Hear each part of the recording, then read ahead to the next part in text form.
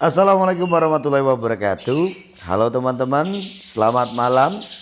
Gimana kabarnya hari ini? Semoga teman-temanku semuanya dalam keadaan yang baik, selalu diberikan kesehatan, kebahagiaan, diberkahkan rezekinya dan dimudahkan segala urusannya.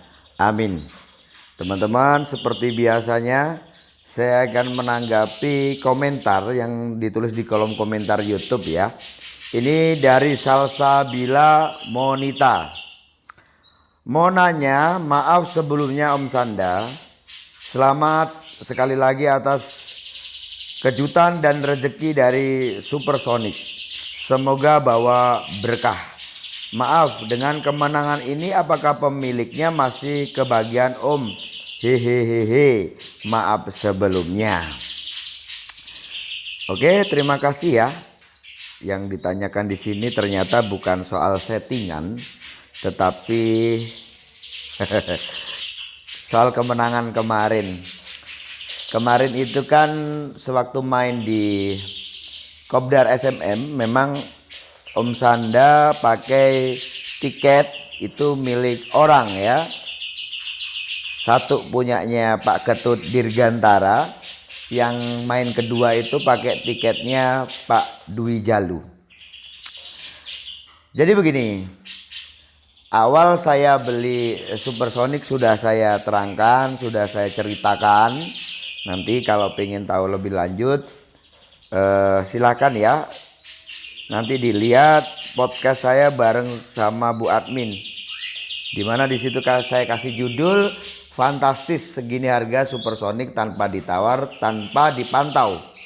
Dan untuk Salsabila ini sendiri sebenarnya juga berkomentar itu di video ini gitu ya, yang aku kasih judul fantastis itu tadi. Coba nanti ditonton sampai habis biar tahu ya apa sih maksud dan tujuan Om Sanda beli Supersonic. Nah teman-teman, dengan adanya Om Sanda menggunakan tiket dua orang ini tadi ya, teman Om Sanda ini sudah kayak keluarga. Satu Pak Ketut sama Pak Dwi Jalu itu kan udah teman akrab ya, kayak saudara. Pak Dwi ditelepon sama rekan-rekan yang lain, itu dikira ya burung itu sudah dibeli sama Pak Dwi. Begitu juga dengan Pak Ketut ya, Pak Ketut juga begitu. Jadi bahan pertanyaan gitu kan. Udah dibeli dengan harga berapa, gimana ini gitulah ya. Intinya dikira Pak Dwi sama Pak Ketut ini udah beli si Supersonic. Oke lah, itu karena kemarin saya menggunakan dua tiket yang berbeda itu tadi. Oke, oh ya teman-teman, insya Allah ya nanti di bulan September tanggal 8 saya tadi juga dikabari sama Pak Ketut ya. Pak Ketut ngajak Supersonic untuk main di tiket utama 11 juta di Piala Raja. Ya mudah-mudahan tidak ada kendala, Supersonic juga tidak mabung gitu ya. Karena kalau dihitung waktunya seharusnya sih belum waktunya dia mabung.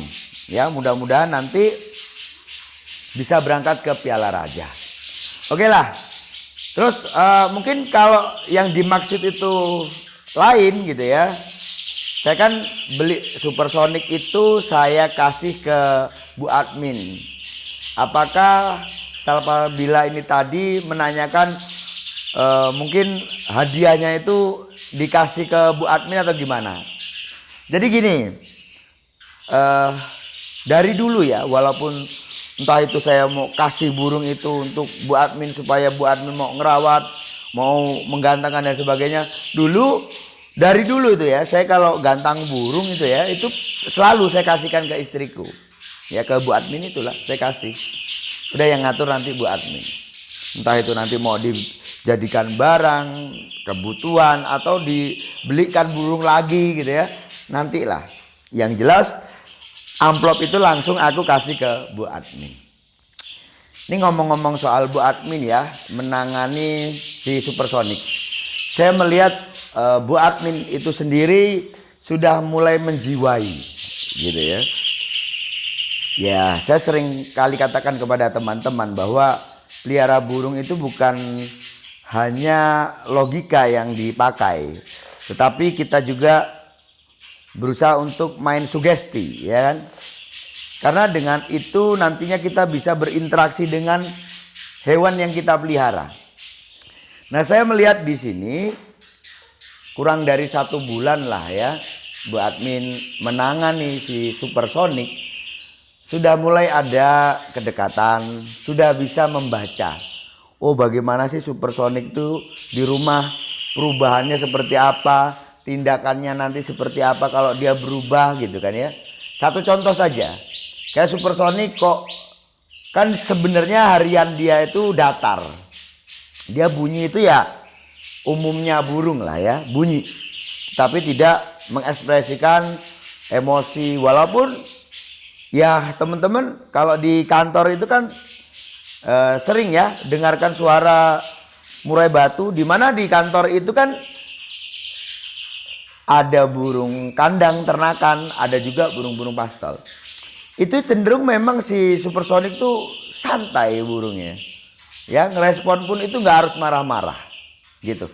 Cuman sewaktu-waktu kok si Supersonic itu ada perubahan, seperti mana kok dideketi gitu ya, dia langsung mengekspresikan kayak mau nyerang.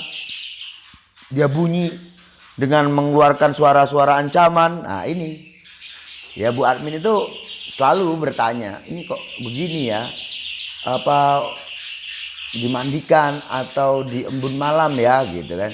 Itu. Nah, sedangkan kan memang si Supersonic untuk masalah mandi itu teratur, walaupun tidak setiap hari, dia mandinya itu seminggu 2 kali. Terus untuk pengembunannya itu setiap hari sebenarnya, tapi pengembunan pagi.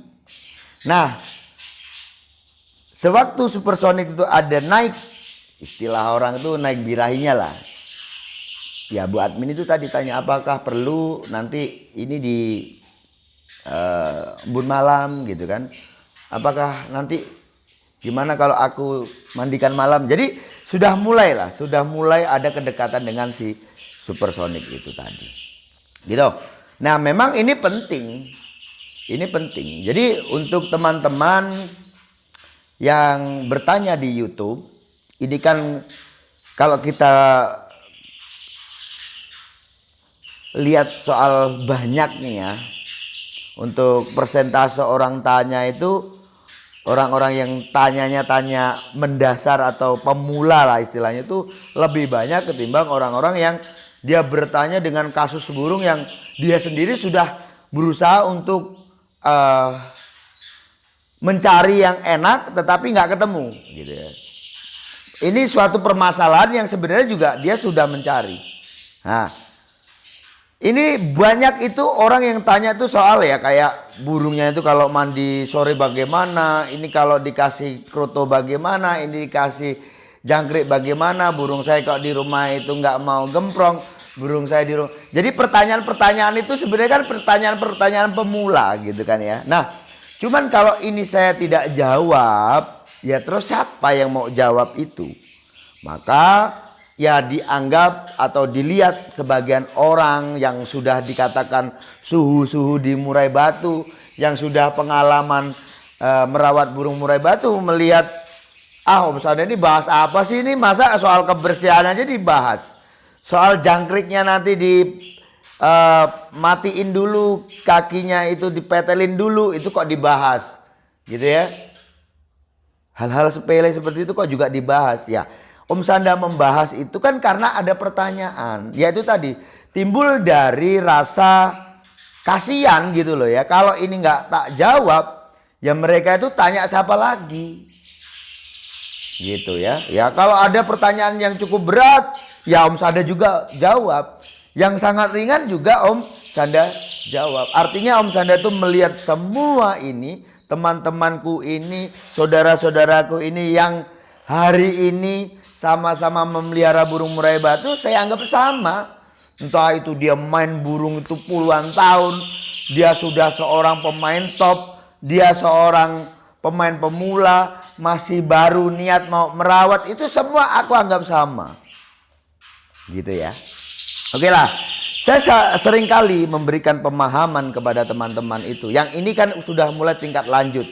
Yang sudah mulai orang itu ngerawat burung, sudah coba untuk setting burungnya, tapi belum menemukan titik enak di burungnya. Saya kan sering katakan kepada teman-teman bahwa pemahaman untuk burung yang kamu rawat itu penting. Ada penjiwaan di situ. Dengan kamu berusaha untuk menjiwai burungmu, maka kamu akan mudah untuk mengeksekusinya. Contoh saja, burung naik nih birahinya.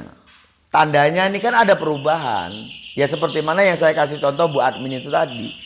Burung kok kelihatan tambah gacor. Oh ini mungkin tambah birahi. Pertanyaannya, apakah naik birahi itu enak nanti sewaktu dia kegantangan? Kita kan bicara sudah orientasinya ke lapangan. Gitu ya. Kalau untuk gocor-gocoran di rumah beda cerita ya. Nanti kita bahas lagi lah di segmen yang lain. Nah, sekarang kita coba untuk bicara di lapangan. Bicara settingan ini jelas lapangan. Gitu ya. Kalau cuma oce-ocean ya nggak ada setting, ngapain di setting? Ya, oce-ocean, sugu dayo itu nggak usah disetting. Kalau untuk lapangan baru kita bicara tentang settingan. Burung naik birahi, oh gimana caranya ngeredam? Oh burungnya ini terlalu emosi, oh gimana caranya ngeredam? Burung ini kayaknya kurang birahi, oh gimana caranya naikkan birahi? Itu, tapi kan paling tidak kita udah tahu dulu, oh ternyata burungku ini yang aku pelihara ini sepertinya kurang birahinya. Kalau sudah tahu permasalahannya, artinya nanti coba cari referensinya. Tanyakan sama siapa untuk menaikkan birahi bagaimana, untuk meredam birahinya bagaimana, begitu loh ya.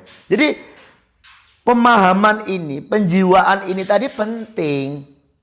Semakin teman-teman nanti berusaha untuk mempelajari bagaimana burung, karakter burungnya, kondisi burungnya waktu itu, saat ini bagaimana, ya nanti ketemu tuh. Dan paling tidak untuk menuntaskan permasalahan itu kita akan lebih mudah karena kita tahu masalahnya di mana. Gitu ya. Dan Bu Admin itu sudah mulai ngerti lah soal itu. Anggap aja dia butuh tiap hari itu diembun. Ya kan? Kalau seumpama embun itu terlalu dingin, ya Bu Admin ngomong, kayaknya nggak usah ngembun lah. Ini anginnya kencang, terus terlalu dingin. Gitu ya. Kan kita bisa rasakan dan itu bisa dibuktikan juga. Mobil itu atapnya itu basah itu kayak kena hujan itu ya. Padahal itu nggak hujan. Padahal itu ya cuman angin aja. Karena itulah musim angin musim timur itu seperti itu teman-teman. Ngembun dia sampean. Dan ini nggak bagus. Ya kan kalau orang mungkin wah ini kan embun Om Sanda, ini jelas bagus untuk burung, belum tentu. Kalau terlalu dingin juga nggak bagus untuk burung. Gitu. Dan itu butuh penyesuaian. Ya kan? Kita coba. Oh ini kalau ini nanti bagus nggak untuk burungnya begitu. Gitu ya. Saya rasa cukup sekian.